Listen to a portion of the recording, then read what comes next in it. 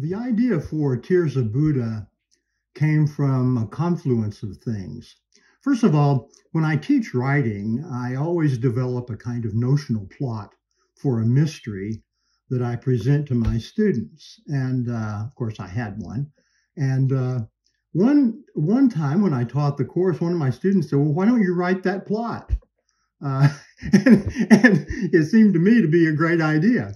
And so I decided to use the plot in one of my mysteries.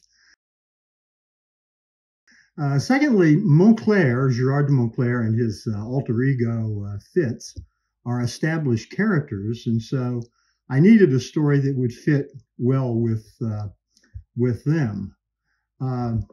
The third thing that contributed to this was the Tang Dynasty bowls that are at the heart of the thing.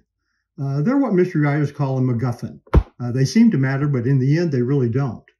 But I decided to adapt that from my interest in Chinese history. You see, I've taught Chinese history for a number of years, and I especially like the Tang Dynasty.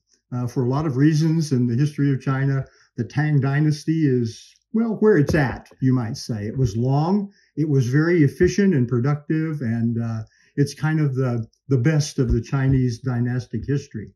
At any rate, I decided to use bowls from the Tang Dynasty. And Tang pottery, by the way, is also very sought after.